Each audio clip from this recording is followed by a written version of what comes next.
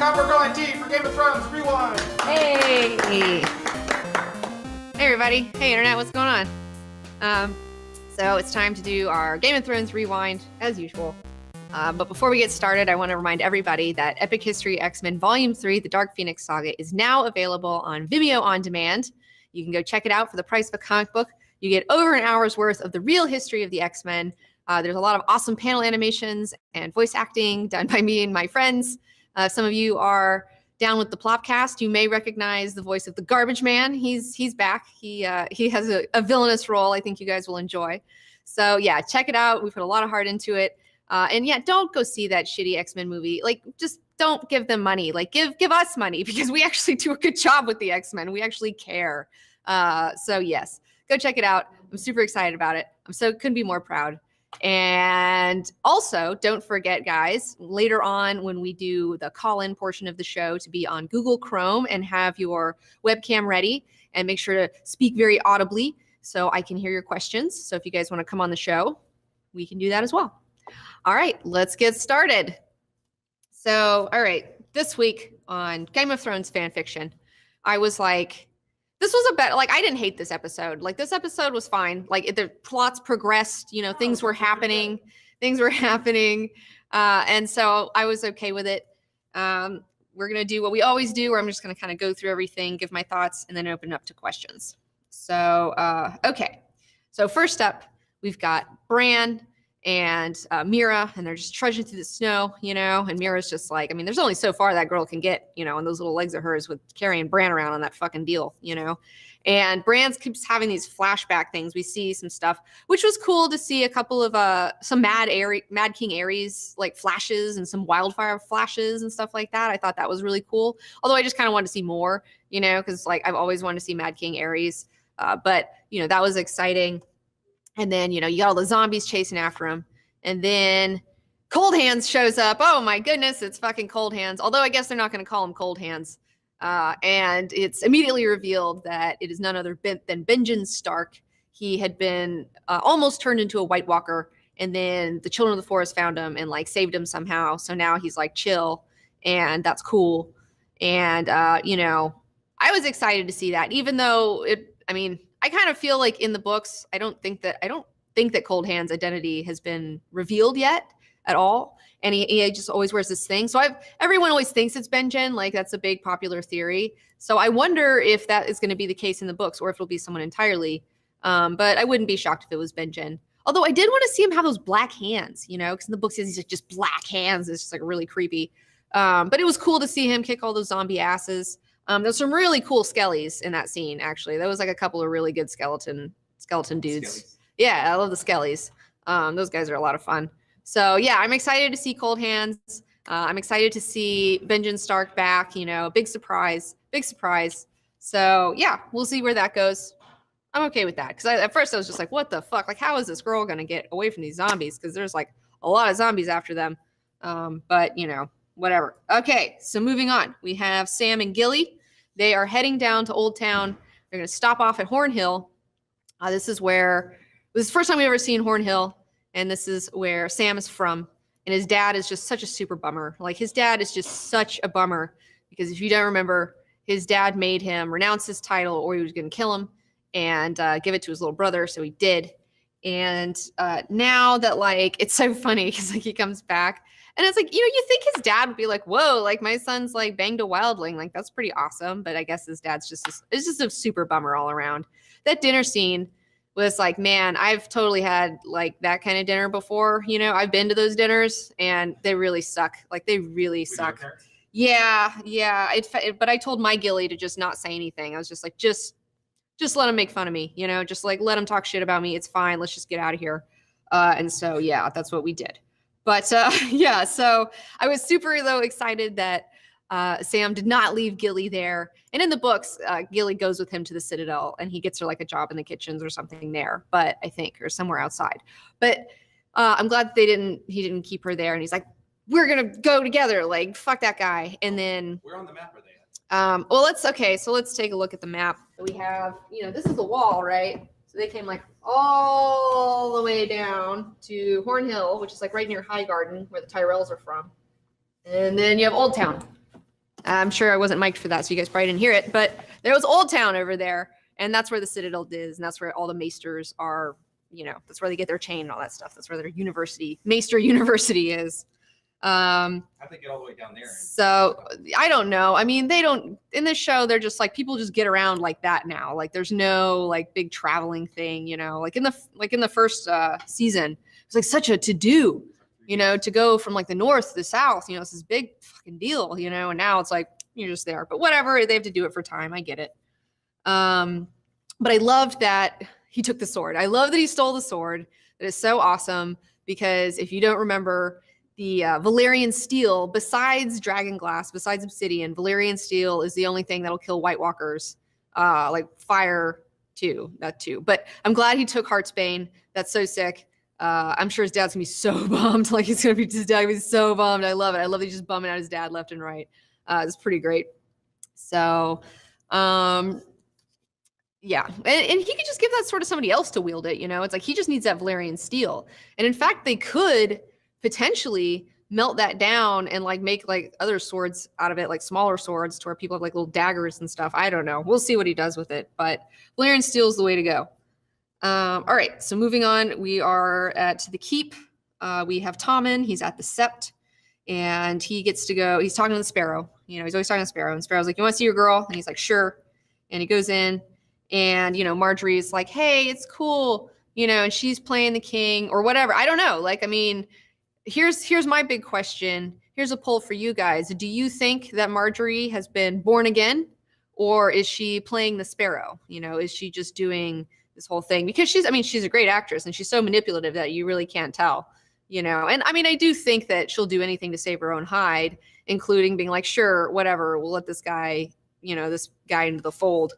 But we'll get kind of more into that later when we go back. Cause that was another thing I was wondering when I was watching the episode is like, she's getting ready to make her walk of atonement, but she's still out all of her hair, and I'm like, well, that's not really a walk of atonement. Cause like the whole deal is like, you get all your hair chopped off, like all over your body. Like you're just completely shaven. So you can start again, it's kind of like this big ritual that you get rid of the bad juju, So, and that's what happened. It's in the books, but that's also what happened to Cersei. That's what they do. And that also like a woman's hair back then is like this huge symbol.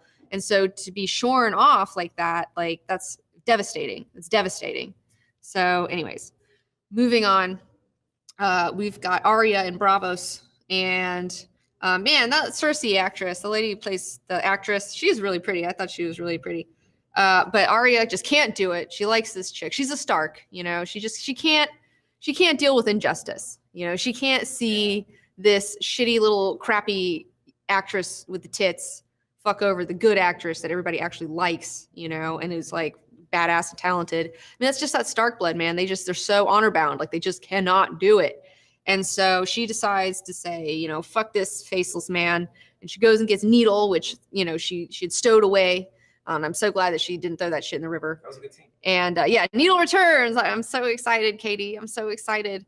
And so now I guess we're going to get a showdown between Arya and the Waif, which will be really interesting to see. That Waif, man, she's got it coming. Like she's such a little jerk. She's not really like that in the books, but like she's such a little jerk in the show, man. How do you feel about that whole revelation? But we were talking about this last week on Game of Thrones Rewind, and it was asked that if I thought she was going to stay with the Faceless Men or if she was going to leave the Faceless Men. And I guess she's just going to leave. But I don't feel like she really, I mean, they trained her a little bit, but I don't think she's like trained enough necessarily to go back and like kick everybody's ass yet. So maybe it's just another way station on her next deal. Maybe she'll hang out with the troupe of actors and go around with them for a while and learn some stuff. I don't know. Maybe she'll get on a ship and sneak on and go back over to Westeros. I have no idea. We'll see. So next up, back at King's Landing. We're back at King's Landing. They've soldiered up. They're gonna kick these sparrows' asses. And man, that High Sparrow, he is just so good, man. He is just so good. He's manipulated the situation so well. Now you have Tommen showing up, and he's like, guys, my chick is not going to run naked through the streets. I got my own like King's Guard that's also like religious King's Guard people. So I guess they're like the Knights Templar now in a way. which is kind of an interesting idea.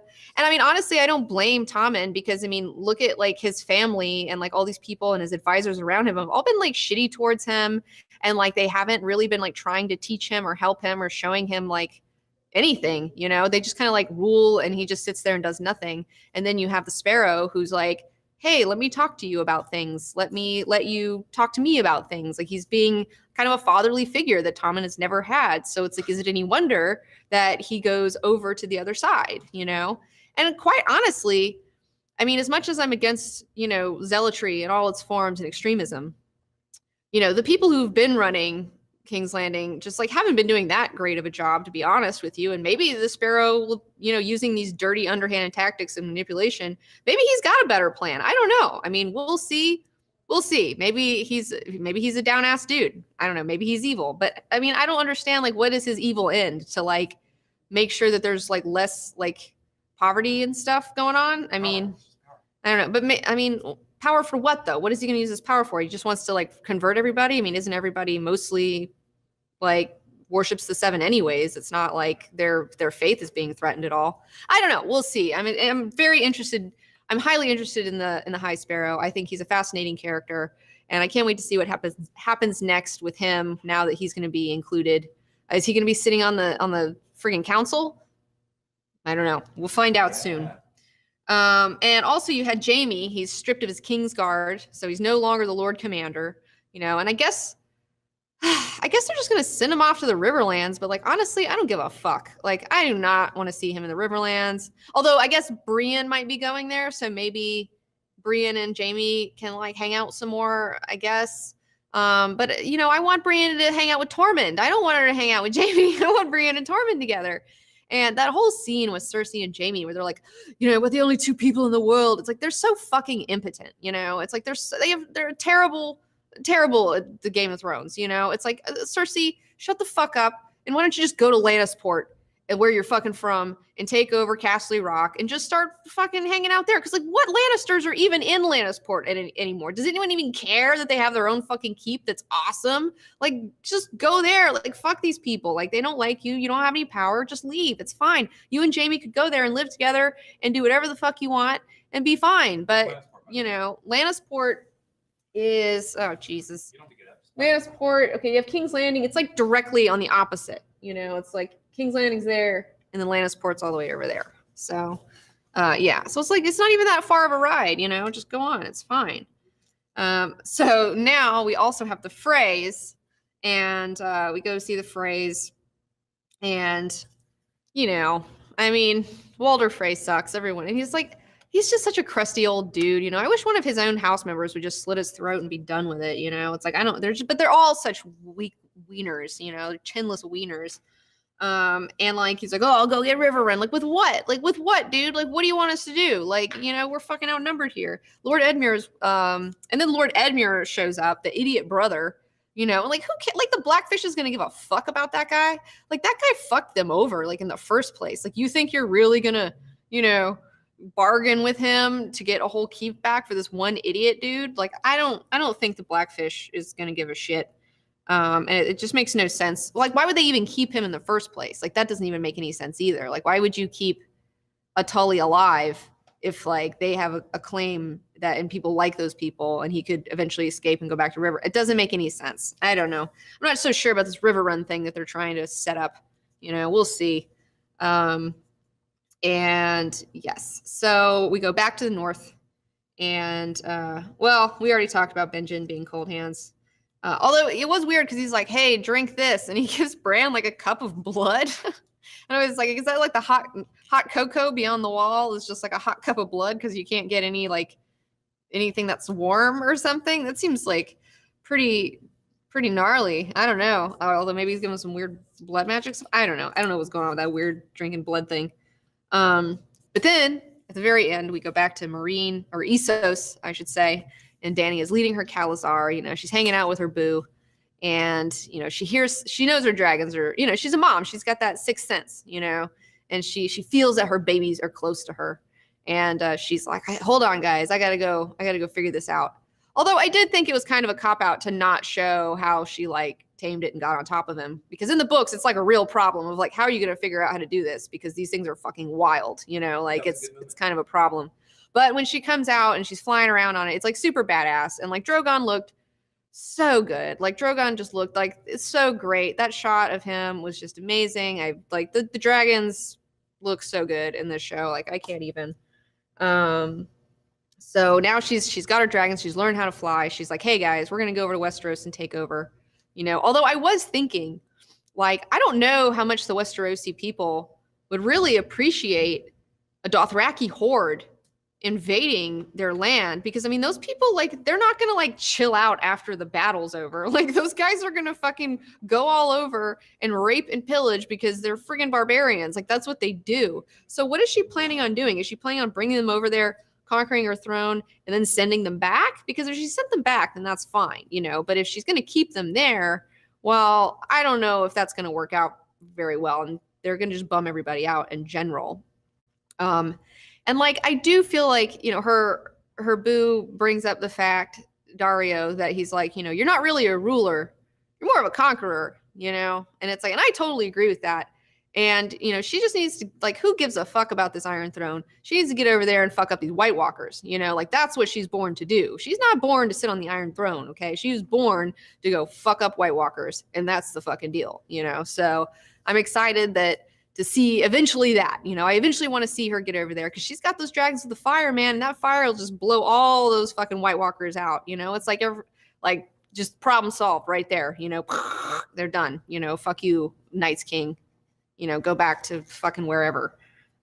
So yeah, this episode, some major things happen. I'm excited to see where we're going. You know, I'm excited to see Daenerys kick some zombie ass at some point.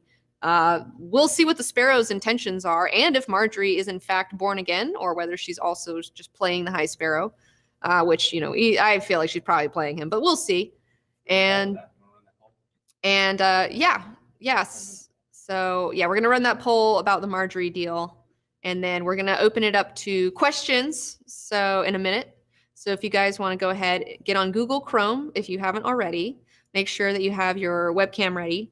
And as I said earlier, just make sure to speak up and speak audibly so I can hear your questions, because, you know, this is not an exact science here. So we're figuring it out as we go along. Let me think of some fun anecdotes while we're bringing up some callers. What did I do this week? Oh yeah, I just put out a documentary. That's what I did. What documentary?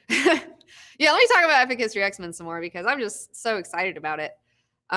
Man, I had so much fun, like, doing all these voices. My favorite voice was Lilandra Niramani. She's like a space princess from the Shi'ar Empire.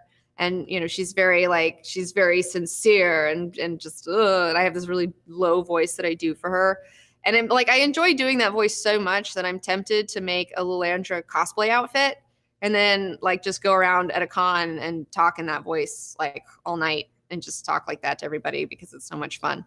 So, but I'm not even going to tell you what I sound like, because I want you to just go find out for yourself with Epic History X-Men Volume 3.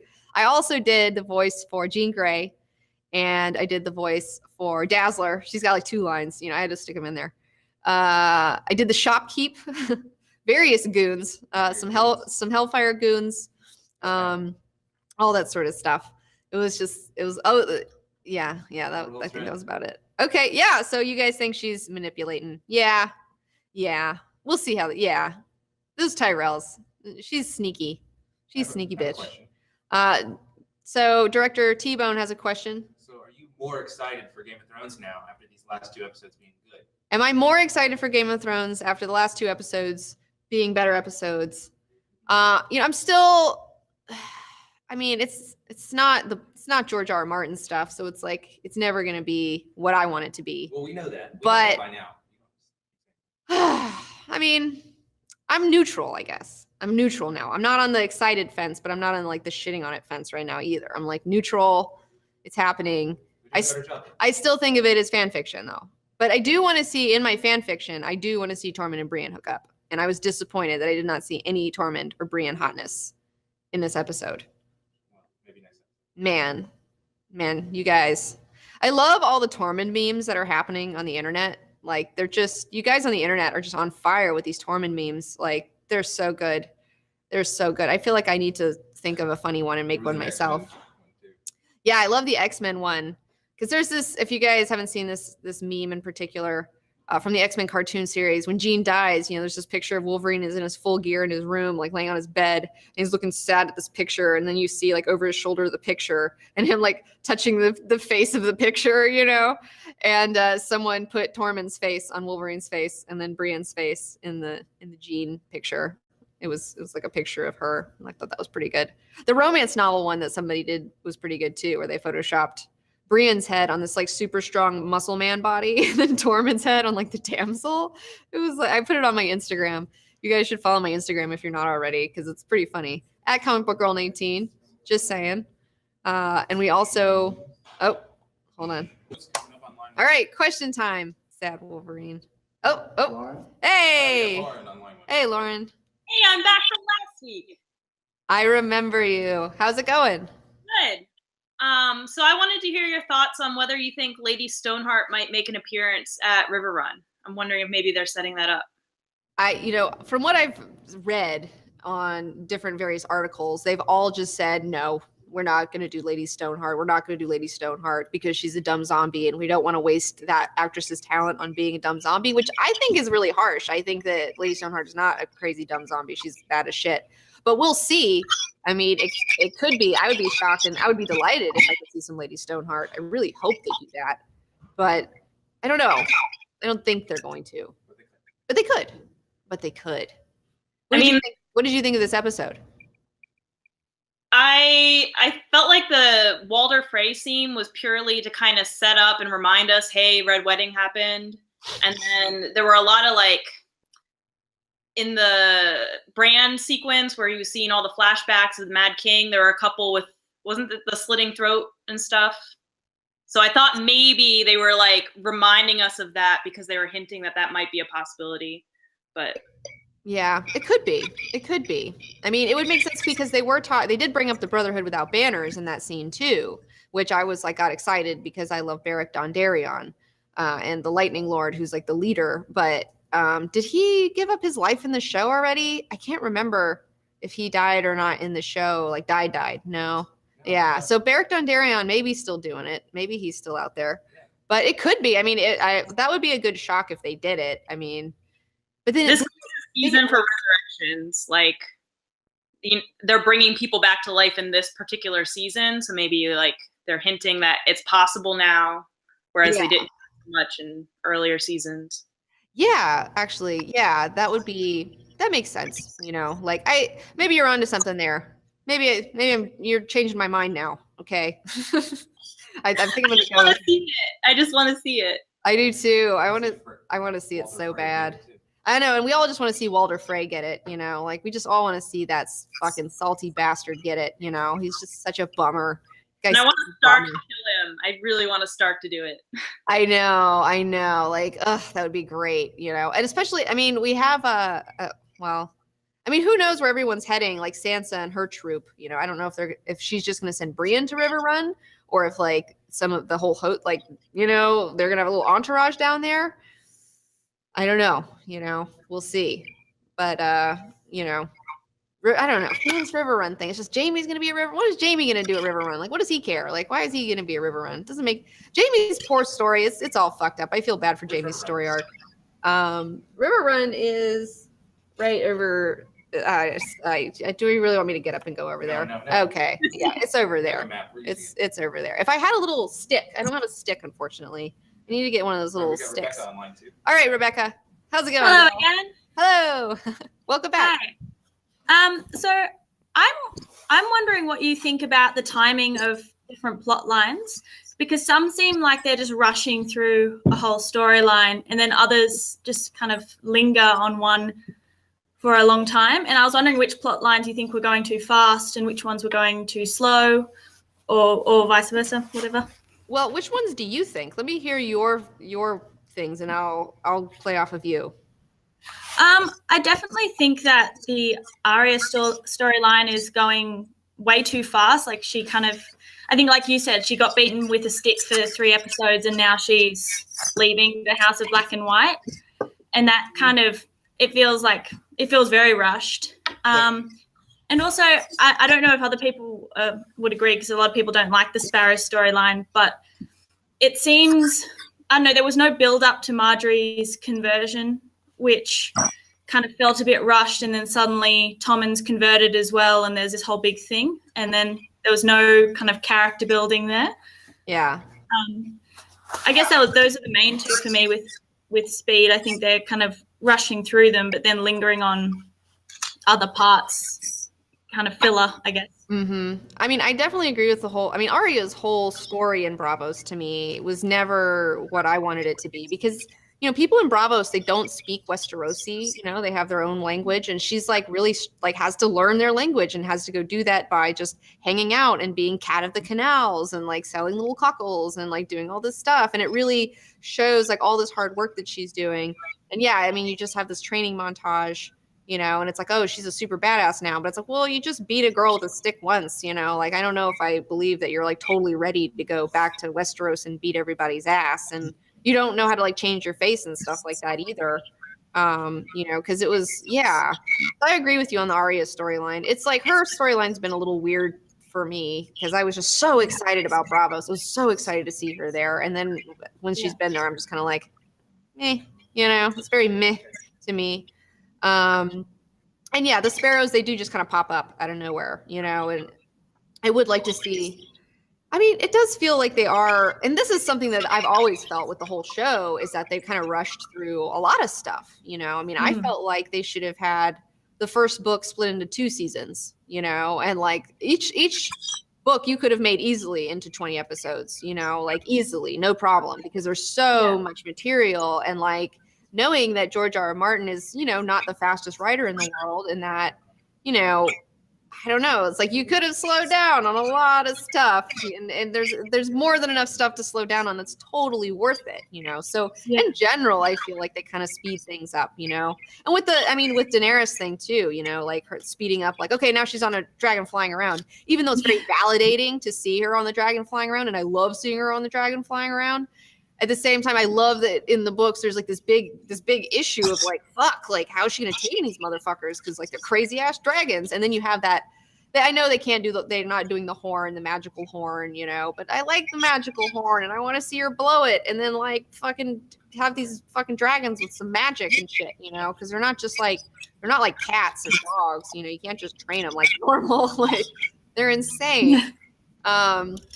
So yeah, and plus too, it's like Dany she doesn't know about the White Walkers, but I just wish she would focus on like, fuck the Iron Throne, man. That thing sucks. Like, who wants to sit on that shit anyways? You know, it's like, do you really want to sit on that? That shit's boring. Like, you were bored to tears in Marine. You're boring me in Marine.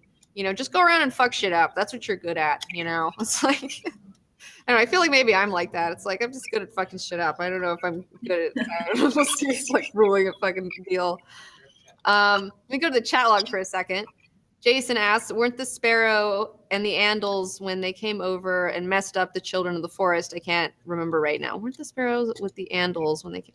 I can't remember either, actually. I don't know if does anyone out there know if the Sparrows were like with the Andals when they came over, like in the First Men and all that? Or were they just like more pagan back then? Because did they have the Seven back then? Because, well, okay, so there's also there's the Andals and there's the First Men, because the First Men came over first and like fought with the children for like 2,000 years. But then after that, somewhere in there, the Andals came over, and I think they're separate from the First Men. I think that's like they're like Vikings or something, you know? Because like if you didn't know, I mean, a lot of this stuff is based off of English like royalty, like history, monarchy stuff. You know, and in England, you had like the regular population that was there. And then later on, all these fucking Vikings came down and like totally took over and like displaced like 500,000 fucking dudes that were like the original settlers of England. Yeah, the only reason I know that is because I listened I have insomnia sometimes, and I listen to this David Starkey's Monarchy series to help me go to sleep at night because it's like listening to British monarchy stuff is kind of boring. So, but it's not that boring because I've actually picked a bunch of stuff up accidentally. Brian says the Andals brought the 7 with them. Yeah, you're right, Brian. The First Men, I think they were just more chill. Yeah. Did we talk about that history Baratheon? I can't remember which epic history we talked about the Andals and the First Men and all that stuff. I know, it's crazy. We make these intense videos and then afterwards I just dump all this knowledge and then I don't remember what I even did or said a lot of times.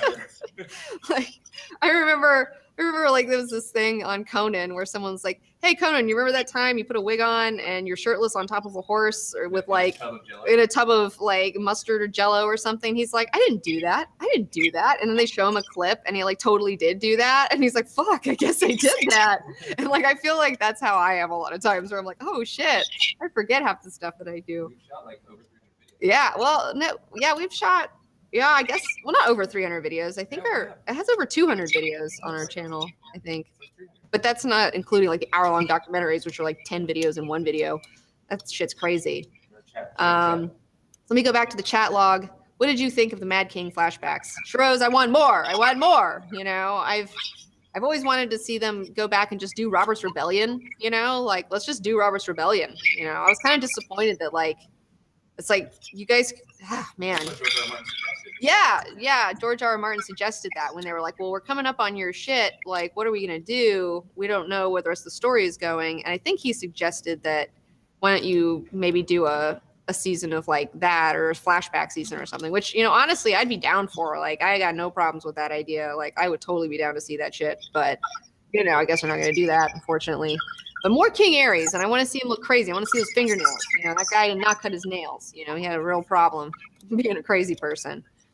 So let me go to the chat log here for the Q&A. We got Bobby asking, will Arya survive till the end? Do you think? I fucking hope so. You know, I mean, if they kill off Arya, like, they're going to have a revolt on their hands. Like, I feel like you can't keep killing Starks, like, left and right. You know, it's like, and I don't want to see her brought back either, you know, like, fuck that shit. I hope that she does. And I think that she's adaptable enough. Like, that's the thing about Arya versus the rest of her family is that, you know, they're so honor bound, you know, and she is too, to a degree, but she's far more willing to be adaptable. She's far more willing to do what it takes to survive. You know, I mean, she has real intelligence, and that is the ability to adapt. And I like her character so much. So yeah. And Corey, great idea. Season of Aegon the Conqueror. Fuck yeah, man. Seeing the Targaryens come over on their dragons and taking over that shit. Oh, that would be so fucking cool. You know, and that would be the best. I mean, they just have so much stuff they could go back and do. It's like totally fine. In fact, you know what? They might do that if like they just start fucking up left and right and everyone revolts about the show. You're up in line. Hey, we got a new caller. How's it going? What's up, Murat? Yo. So what's your question? I'm curious to know what you think the end game is with the Iron Islands, like Theon and all that. Hold on, say that one more time. You're cutting out a little bit for me. I'm wondering what you think the end game is with Theon and everyone over there. Okay. Iron Islands. Where are they going with that? All right. Well, I feel like since their shitty uncle was like talking about Daenerys and the dragons, you know, I'm thinking that maybe Yara is going to like take his plan and just be like, hey, I don't want to marry you, but why don't we just like team up, you know, because she's got ships like a motherfucker, like go all the way over there and then make contact with her and be like, hey, girl, like girl power, let's go fuck some shit up. We're both like crazy conqueror warrior bitches, you know, like that would be super awesome. And honestly, I mean, fuck, I wouldn't mind seeing fucking Yara on the Iron Throne, man. She's awesome. Like Yara's like so my girl. Oh man, she's my fucking favorite. And then poor Theon, you know, I mean, he just tags along wherever, you know, he doesn't have a dick anymore. He's just sad all the time, you know, which he should be, you know. I'm glad he's with his sister though. Maybe she can help build him back up a little bit, you know. Maybe he'll build some confidence now that he's on the fleet and he'll get his sea legs back and yeah, maybe he'll redeem himself, you know, somehow. I would like to see Theon redeem himself, for sure. You know? I would definitely like to see that. What do you think that Yara? Do you have any ideas of what you think she's gonna do? Honestly, I don't really see her cooperating with the other people who want to rule Westeros. I think she wants it for herself. I think that she might be heading down a path that's maybe not great for her. Mhm. Also, and this kind of brings me to my other kind of question: do you think they're setting Dany up to be a villain, just in the way that she's like megalomaniac, like going a little nuts about being the ruler of Westeros? Is she going to be a bad guy later? I mean, yeah, that's what I'm saying with this Dothraki horde business, because Yeah. you're just gonna bum everybody out if you bring those assholes over there. 'Cause They're not nice people. they're crazy. Like, you're bringing crazy barbarians over here. Like, Yeah. you're not gonna win the hearts and minds of these motherfucking people with that shit. Like not at all. But at the same time, though, she does need allies. I mean, like having an ally does not hurt. And I feel like Yara would be a great ally. Dorne, I mean, they fucked up Dorne so bad this season. Like, Dorne's just garbage. But Dorne would have been an ally for her. They're all about it. Like, they fucking are all about the Targaryens. They have a secret pact that they made with them like a long, long time ago. So like, Dorne's like totally ready to help out Daenerys if she comes over. But again, it's like I don't want to see her on the Iron Throne. I want to see her fuck up some White Walkers and like do that sort of shit, because that's what she's good at, man. That's what she's good at. Let me go. Just to kind of bring up another thing, the Three-Eyed Raven told Bran that he's going to learn to fly, and I personally view that as like he's going to be warging some dragons. Mm-hmm. Oh, so I mean, that would be dope as fuck. Like, I never even thought of that. That's fucking awesome. And yeah, I would be so down to see some Bran warging into a dragon and fucking shit. Man, we just want to see these dragons fuck some shit up. I don't know. Do you guys want to see dragons fuck some shit up? Because I do. Yeah. It's like that's Tormund and Brienne love story, and dragons fucking shit up is just like keeping me here. Like there's a lot of fuckery going on, but those two ideas are strong enough to keep me going. Yeah. In the chat log, we have Felix asking, what does it mean for Bran to be ready? How can he stop the Night's King? I don't fucking know, man. That shit doesn't make any sense to me. Like, I'm right with you there, Felix, because they keep hinting at all this stuff like, you're going to be the new Three-Eyed Raven. It's like, well, what does that mean? I mean, that other guy just sat in a tree all the time. Like, what exactly was he doing? That's never even really established. And, it's like he can, go back in time and fuck shit up? I mean, I don't know. Like, that's we'll see what that shit means. I don't know how Bran's gonna stop any of this. Like, you'll be at the wall to stop him, and it's like, but it didn't. And I don't understand how the Night's King touching him gives him a multi-pass. The Night's King a multi-pass to go past the wall either. I'm really not sure why that means that. I don't know. I'm confused. Do you guys know? I mean, am I missing something here? I don't know. Now, Alex asks, will the Hound return? And, there's a big thing about the Clegane Bowl. Everyone wants to see the Mountain versus the Hound. The Hound was never killed on screen. So, he could totally be out there. I mean, he's got to be out there. It's like, we don't kill him on screen, And it might be, I mean, if Cersei does, I mean, we all know that Cersei's going to ask for trial by combat, right? And you're going to have Franken Mountain. But that the Hound fucking hates that whole family. Like, he fucking hates them. So he would totally go to the Sparrows and be like, oh, I'll be your fucking guy, and maybe he's secretly been with the Sparrows. Maybe he's converted because he he did do a lot of bad things, and he doesn't want to do those things necessarily. Like, he can be the bad guy, but he doesn't necessarily want to be. But yeah, I think that if I had to put money on it, I feel like we're going to see the Clegane Bowl when they have the Cersei's trial by combat. I feel like that's going to happen. So yes. So we're going to wrap it up today.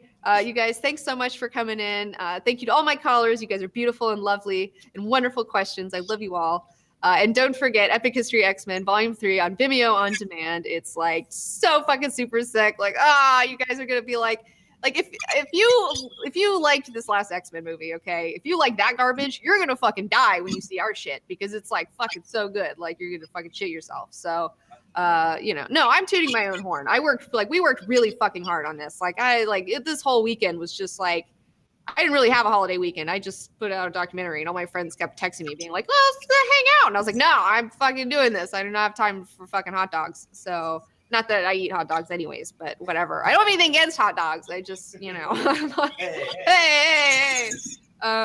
But yeah, so after this, we're going to do a quick Silicon Valley wrap-up review. And then after that, we're going to do our bullshit movie news, where basically I'm just going to talk shit about X-Men Apocalypse. I saw it last night.